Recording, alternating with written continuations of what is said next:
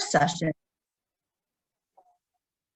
of the 2021 Senior Series, which is a collaboration between the UCLA Career Center and the Alumni Association. My name is Amanda Raymond, and I have the privilege of serving as the Associate Director of Alumni Career Engagement for the UCLA Alumni Association. I want to congratulate each of you. It's an amazing achievement to be where you are right now. Today, we've asked the RISE Center to lead a discussion surrounding concrete steps and healthy habits you can hone in order to better navigate and manage your life and career during the season of uncertainty. But before we jump in, there are a few items I'd like to cover. First on the slide, you'll see that we recommend the settings for today, making sure that you've joined through our audio and it is being recorded. And also your Q&A can be submitted through chat. Next, I want to take the opportunity for you all to fill out our event form, our attendance form. So we have the link here as well as the QR code. So take a moment for that.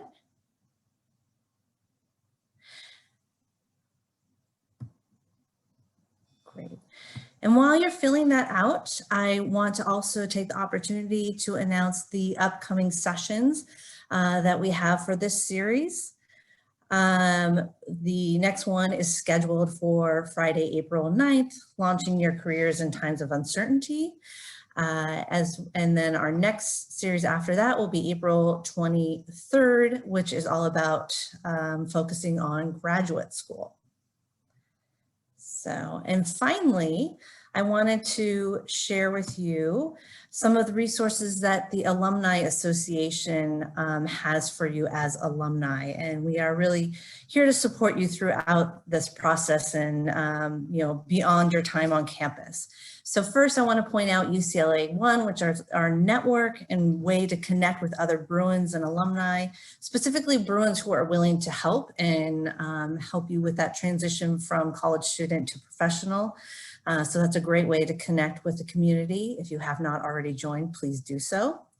Another resource would be to check out and join one of our mini networks. So we have regional networks, we have diversity programs and affinity programs.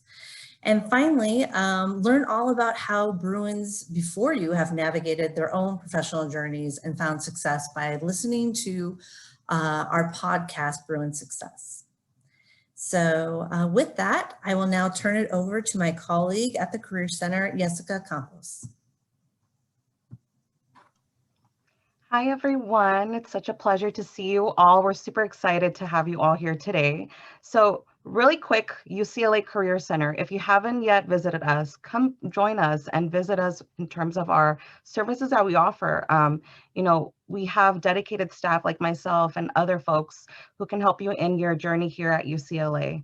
And so just really quick, through our career advising appointments, we can help you discover your professional strengths, help you in your career exploration, your career planning, internship search, job search, graduate school, so on and so forth, any career related topic. And so these are 30-minute one-on-one appointments to meet with myself as well as my colleagues.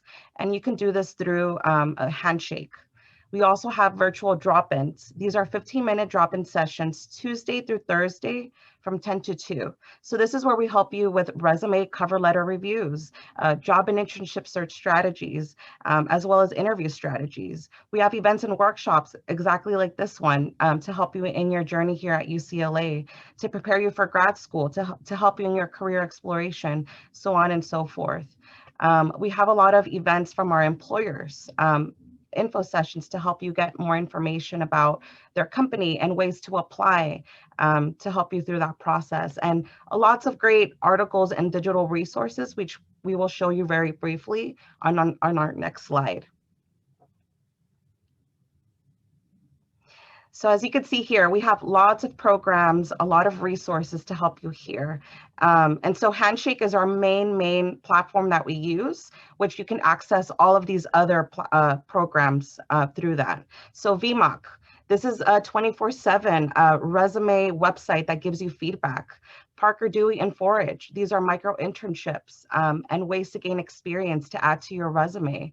And all students of all majors, class years, degrees can apply. Focus 2, Vault. These are resources to help you in your career exploration and help you find more information about a specific industry, career. Going Global, these are really great resources for students who are thinking about working abroad, as well as for our international students. If you're thinking about any jobs or internship internationally, this is a great platform. And then, of course, last but not least, Interview Stream. So this is a great, again, platform to help you prepare for your interviews, right, for your job and internships. So lots of arrays of services and resources to take advantage of if you haven't already. Alrighty, so at this point, please help me welcome Dr. Drea Letamendi. She is the interim RISE director here at UCLA. So please help me welcome them.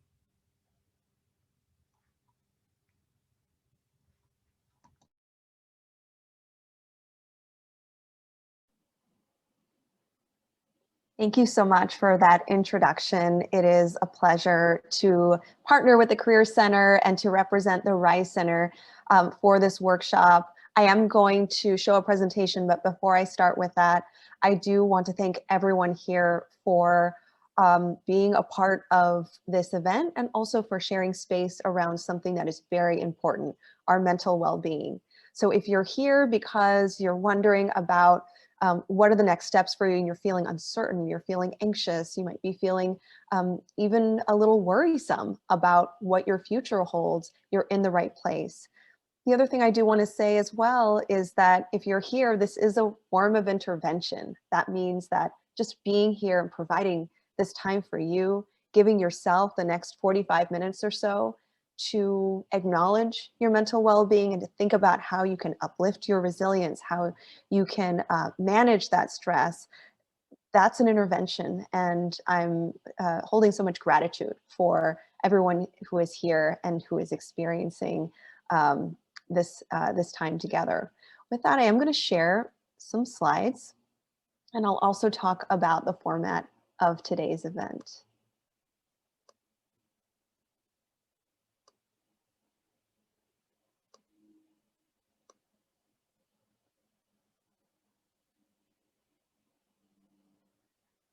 All right, so we are here to talk about how to cope during these times. This is a time of crisis. This is a time of uncertainty. This is a time of great change. And so we're really going to focus this conversation on how we can engender, share, and equip ourselves with healthy habits to manage these times. As I mentioned, this is an event that's in partnership between RISE and the Career Center. And I want to acknowledge that I have some folks on my team here that are helping to support this event with me. First, as a quick introduction, my name is Drea Letamendi. I am a licensed clinical psychologist, the Associate Director of Mental Health Training, Intervention, and Response for Residential Life, as well as the Interim Director of our Student Resilience Center at UCLA, known as RISE. I will talk a little bit about RISE as a resource for you toward the end of this talk. I want to acknowledge my RISE squad, and two of them are here with me. We have Marika Turner, who is going to help with breakouts, and Kevin Kawakami, who is also going to help with breakouts. So they're a part of the RISE team and will help answer questions about how we provide services around resilience building at RISE. Just a quick breakdown about what you might expect for the next 45 minutes. We're going to really hone in on what stress is looking like for us, and we're going to be real about that. So I'll talk about what those signs might look like for you, but I'll also maybe ask folks during your breakouts to maybe share a little bit about what your experiences are, especially within the context of COVID. We'll talk about building balance and structure. So how even in these chaotic and limited times, how can we create routine in our lives that will help us feel grounded and a little bit more focused on our work? And then, of course, How do we practice self-care during these times? And what does this mean for you as you are prepping yourself, you're readying yourself for this transition? Is it a transition to an internship, a position, a job, graduate school? For many of you, this could be a time of uncertainty regardless of COVID, right? So we'll talk about how to take care of our bodies and our brains. And, finally, what is the point of all of this self-care? Why are we nourishing ourselves? What matters to us most? And that's probably one of the most fundamental parts of our self-care initiative, our self-care initiative for our own health. I'm also going to talk about some myths, and this is the first one I just want to get off the table, which is that we can't be perfect.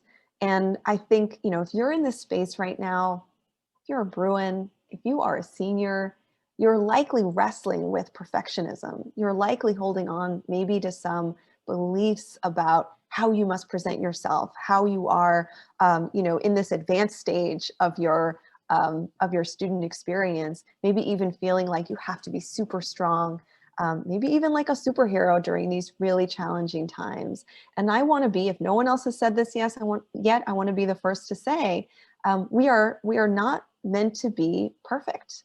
We're human and we make mistakes. And especially during these times, we have our days. And so I want to invite you to be self-compassionate and to consider how those experiences, those lows, those times of worry, those times of uncertainty might actually be a part of our growth.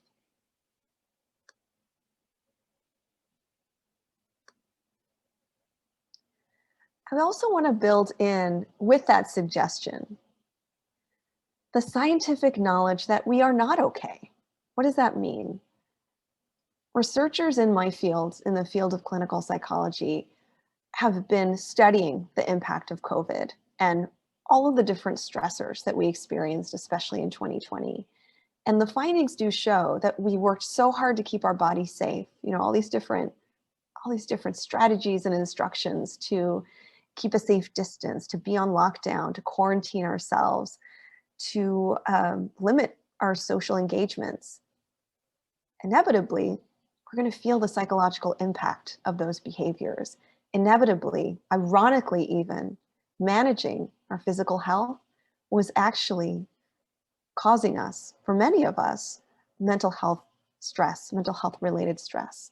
And psychologists are saying that, what we might see is something called an echo, which is after or as we are resolving and recovering from COVID, there may be another type of pandemic, a mental health pandemic. And I'm not saying this to alarm anyone. I'm saying this to encourage you to be open to what you need to do to manage your mental health.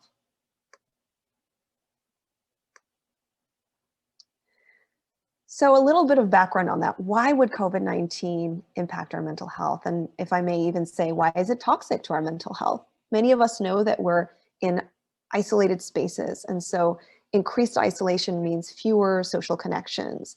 Anything related to, physical touch and physical comfort, to psychological connection, what it means to be holding space with one another, what it means to be having conversation and experiencing all of our different highlights and lowlights in our lives with one another. So that's a huge gap that's missing.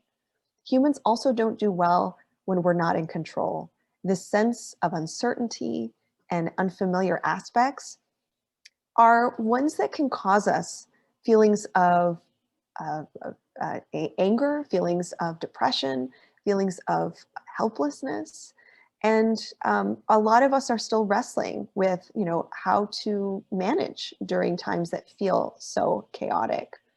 And then finally, which we'll talk about a little bit during this workshop, is how COVID has disrupted our normal lives, right? And so that break in our rituals, whether it's how we're holding classes together or how we're, sharing more informally our moments with one another, those collective experiences are lost.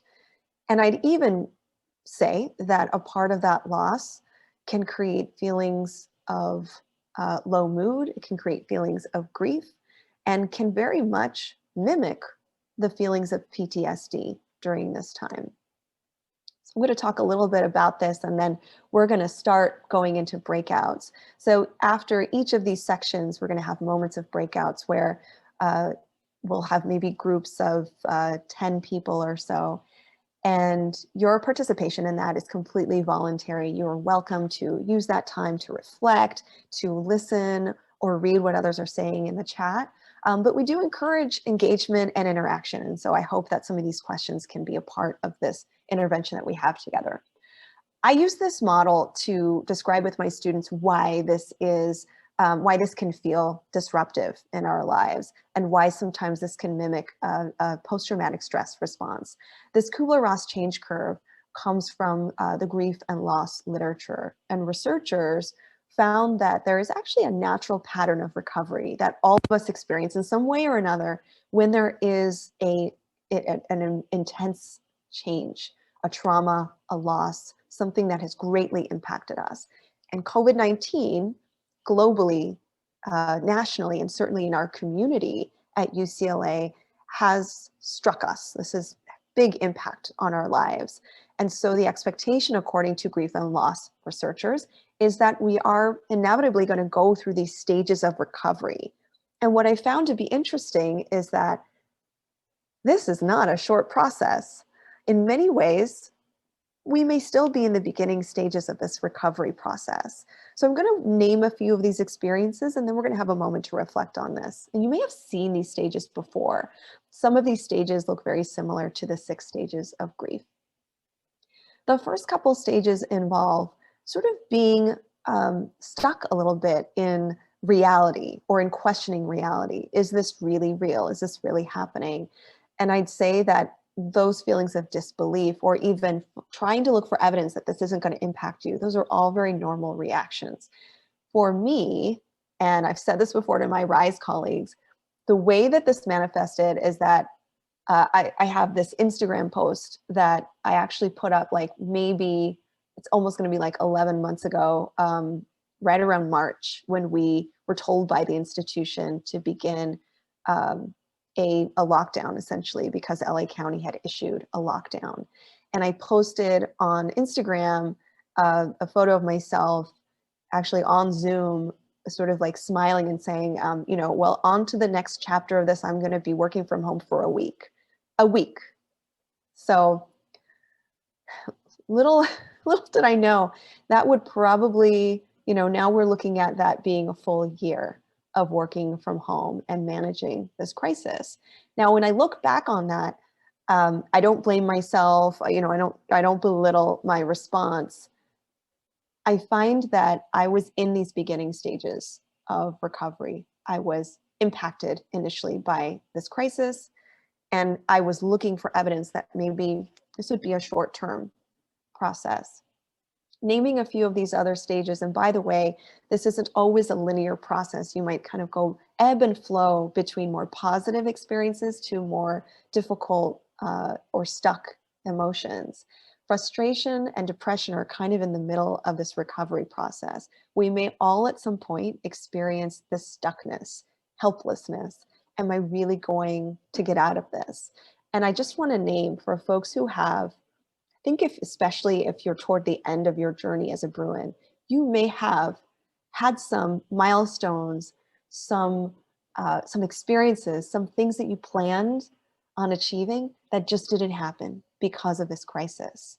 So that feeling of loss, even though you didn't get to it, that feeling of loss for something that you prepared to have, that's real. And if we're talking about graduation, and acknowledging that it likely won't be an in-person graduation, that feeling of loss is real. It's a huge milestone that was taken from you. That feeling of helplessness and anger is real. At some point, and I question whether we are there, but at some point we will achieve the end stages of this recovery period: experimentation, decision-making, and integration. I'll talk about experimentation and integration a little bit. Experimentation is how we are all adjusting and pivoting into our new lives, how we set up maybe our workstations in our rooms, how we are trying to manage our physical health, maybe realizing like, wow, I can't go to the gym. I have to make some shifts in my routine.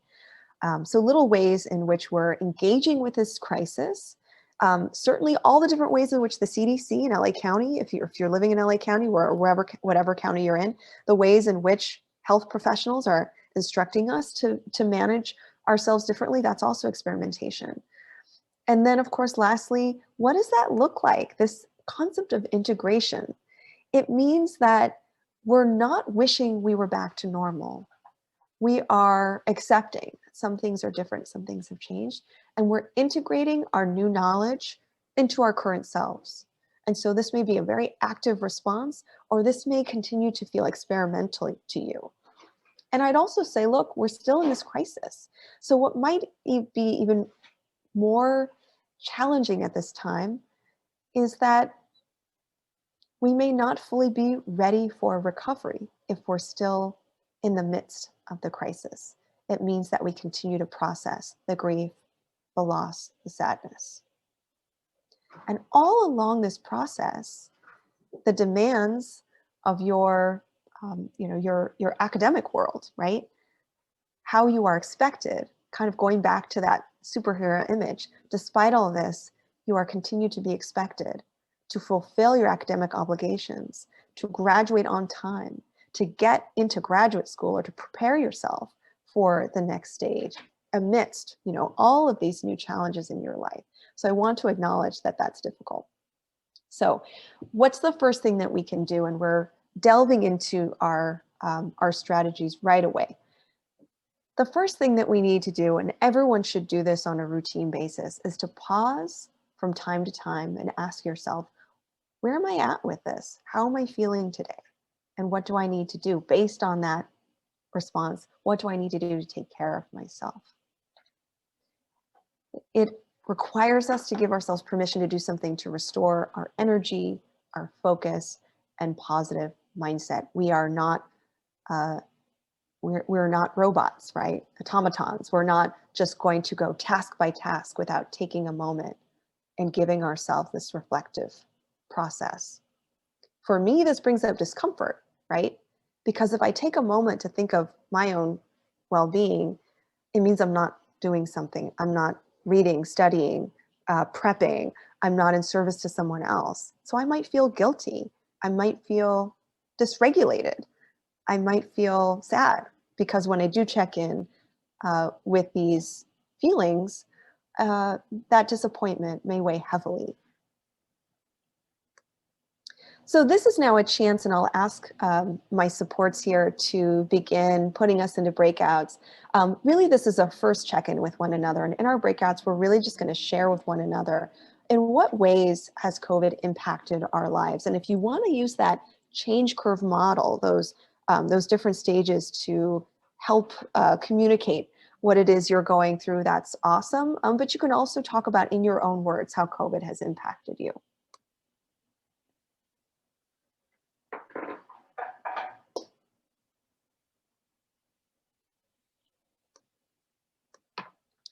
All right, so I'm going to ask the folks here to send us into breakouts.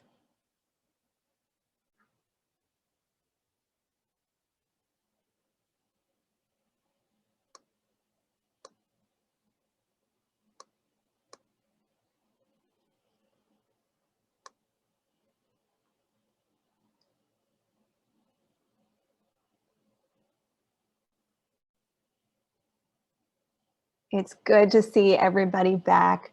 I know we're at 1 o'clock. We have about 10-15 minutes left of the presentation, and I do want to leave a few minutes for questions as well. We have one last section. In the interest of time, I'm not going to debrief, but I do want to acknowledge that some of the thoughts that came up during my group had a lot to do with community or family related beliefs. Some schema that we hold on to about our value, and many myths came up about rest. Like, what does it mean to rest? What does it mean to relax our bodies? What does it mean to take breaks in between our work? And we shared in our group, some of us have some similar experiences, that if we're taking a rest, it means we're lazy. Like we that word lazy sort of is one of the first experiences, one of the first concepts that comes up for us. And we associate that rest not with positive things like restoring our body or tuning into our authentic selves.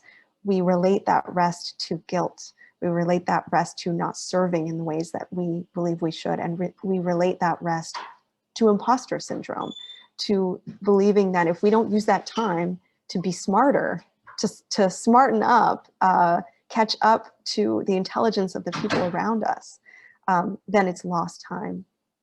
And I see some folks, thank you, Kevin, for adding into the chat. So the last section here, so as a quick recap, and thank you for your willingness to kind of bounce in and out of this presentation. I am trying to make it interactive, but also give you some habits and practices that can be helpful for you. We've talked a little bit about calming the body. We've talked about managing some of these unhelpful negative thoughts. And we've even talked a little bit about where those thoughts can come from, like how we're holding on to these beliefs, especially during a time of stress, especially during a time of crisis. And the reason why that's important is that we can't manage our self-care. We can't build our mental well-being portfolios, our tool belts, right, without acknowledging where those setbacks are, where those pitfalls are, right? So we want to acknowledge where those beliefs even come from. One thing that I think is important to do is acknowledge that the concept of self-care is one that has sort of escaped us personally. It's become commodified. It's become sort of appropriated even. It's become very associated or linked into some harmful patterns, especially in this country. When we think about the demands on women, let's say as an example, to appear great on the outside, to have the all of the signs and all of the outward appearances that we're taking care of ourselves. Think about all of the beauty products, think about the hair products, think about the performance of wellness on our social media. Somehow our appearance has locked in to our inner well-being. And I don't want to get stuck in that. I want to disentangle that. What does self-care really mean for us beyond the exterior? This is a super busy slide and I'm not going to go through each item, but what I want to stress here is that sometimes our self-care can be harder work. Sometimes our self-care is beyond, that mani-pedi or that long bath, or, even I'd say that 15-minute nap. Sometimes that self-care is deeper. Sometimes it's a little bit more directive. Sometimes it is emotionally hard, right? So that self-care may include these different dimensions of your well-being where you might have that stress. You might be holding on to that stress. During these times, as an example, are you taking a moment to assess your financial well-being? And can you reach out to folks, maybe a landlord, credit card company, student loan companies? Are you taking the initiative to manage your financial well-being during this time so that that level of stress or that source of stress is more manageable? Emotionally, I mentioned taking some breaks from the media cycle, but what are other ways in which you're accessing support? Sometimes it involves seeking a counselor or a therapist. And again, that's a very active choice. That's very intentional work and maybe hard work for us. And I do also want to mention, I talked about racial battle fatigue earlier in this talk. We do have to build in racial healing. So if racial oppression is business as usual at your institution, racial healing should be business as usual. If white supremacy or white supremacy ideology is business as usual at your institution, dismantling that system with racial healing should be business as usual. So I advise and absolutely support seeking those mentorships where you see yourself in positions of power. I ask you, take breaks from your hypervisibility if you find that that adds to your stress as a student, puts on pressure for you to speak for your group. to diminish that racial battle fatigue by unplugging from those exposures. And again, find places or spaces of connection, validation, love, and affirmation. And if those spaces are not available from the system, find those spaces in community, find those spaces from your peers, find those spaces, again, because as I said in my small group, you are not your grade, you are not just Bruin, you are more than that.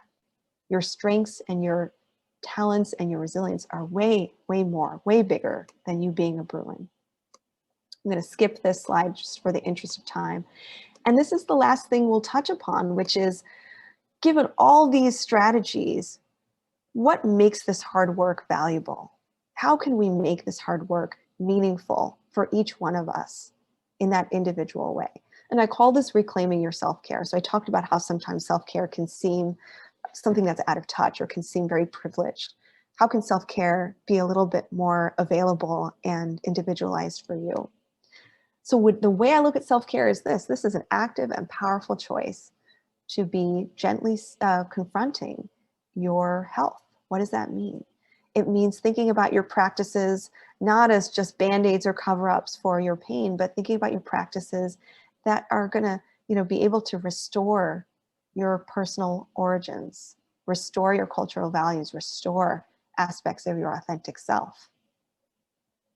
So this is what it means to be restoring your sense of health, your sense of mental health.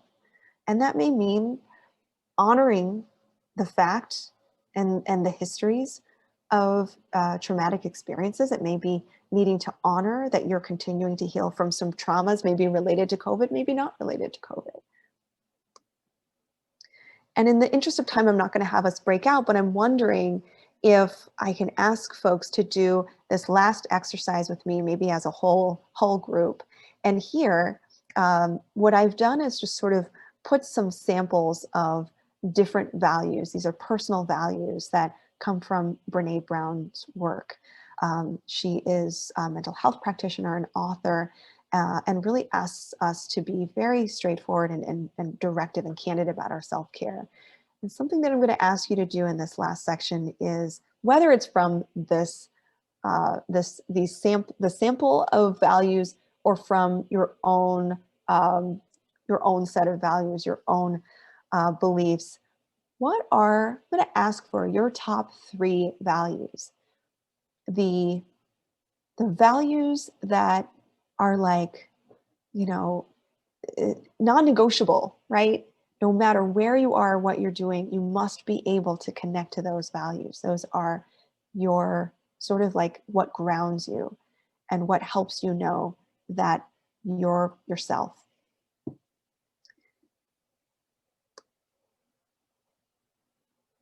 So let's engage the chat here and see if folks have a willingness to. And I'm going to ask my RISE folks, let's also put in our 3 values here. This is not set in stone. It could be just how you feel today. What are those 3 values that absolutely center your experience? Can you put the list back up? Yep.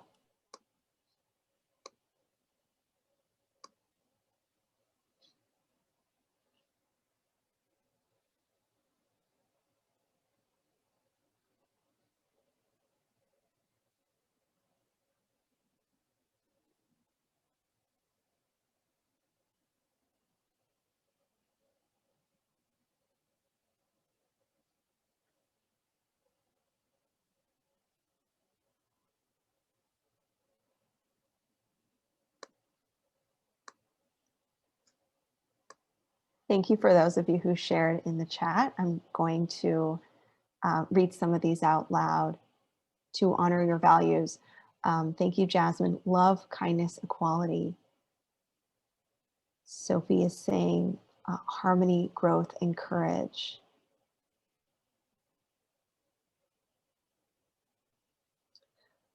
Catherine says dignity, efficiency, confidence. I'm moved by efficiency. Yes, fully support that. Thank you, Catherine. Natalie says safety, equality, kindness.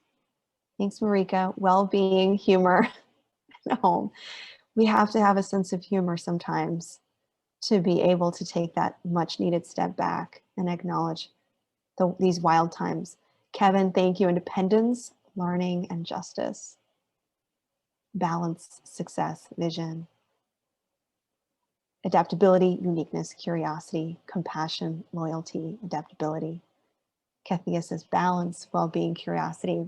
Please continue to add if you haven't put your personal values in the chat. And this is what I want to honor for those of you who have been able to connect to 3 values. What does this have to do with your mental health? It turns out that when we are feeling absolutely exhausted, when we're feeling burnt out, it's likely because the values that we hold so close to our heart, they've been disrupted, they've been violated, they've been in some ways diminished. And so it's important to know, especially at this time in this really important transition as a senior, what is important to you? What are you valuing, holding so true to yourself? And it helps us understand, this is why I'm feeling so down. The other thing that's helpful about the value exercise is how you can structure and generate your restorative practices. So, I can offer up 100 different practices for your well-being that might be useful. But I believe that if you were to create your practices based on actualizing some of these values, then that would be much more restorative for you, because again, we're uplifting and honoring what's important for you.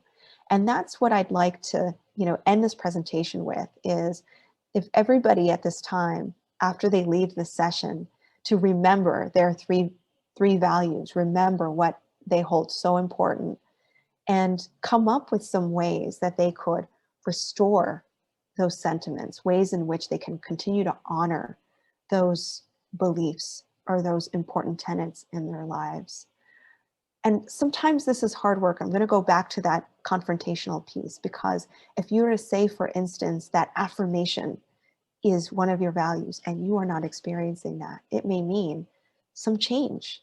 It may mean ghosting someone who's toxic. It may mean not texting those people back who have been, social vampires, right? It may mean you're not receiving that love from somebody or from a person or from a colleague. And it's time to, begin, as an example, it's time to begin honoring that value that's so important to you. I do want to show you, so thank you for participating in that. I do want to show you a couple more slides to honor the Rise Center and to share a little bit about how you can find us. At the Rise Center, we do have a resource on our website called the Mental Health Care Package. And there's a number of different strategies and tools around mental well-being that I hope you can check out, especially during these times as we're handling the stressors of COVID-19, of racial trauma, at times of political unrest and academic stress.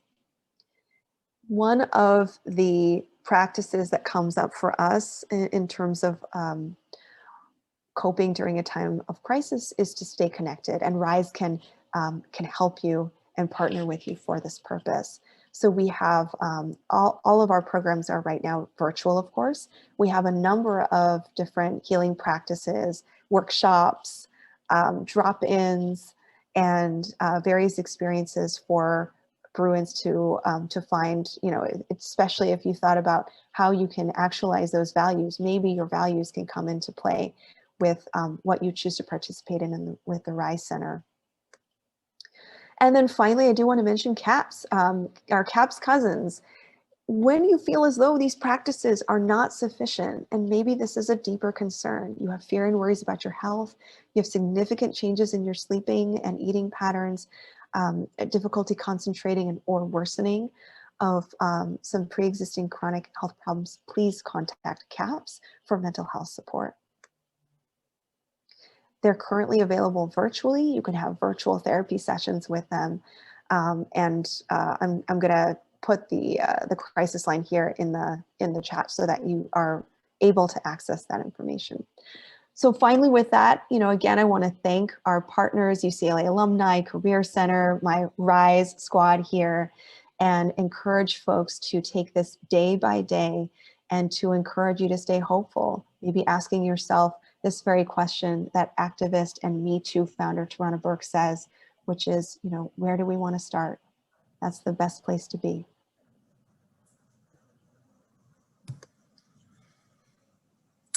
Thank you so much, Drea. That was such a great presentation. And I really thank you for taking the time to and space to share that with us. I also was really struck with being part of the breakout groups, really hearing everyone's stories, and everyone is in different situations, yet there is a shared human experience, and just having these moments of hearing that and feeling like, oh, that's really similar to what I'm going through, really does make a difference. So I want to thank everyone who joined us and were vulnerable enough to share what's going on with them. And hopefully this is a step towards kind of healing. And this is our first session in our senior series, and it is designed to acknowledge that, this is a very unusual time, and there has been a lot of trauma, and healing does need to take place before we move on to the next steps of taking on,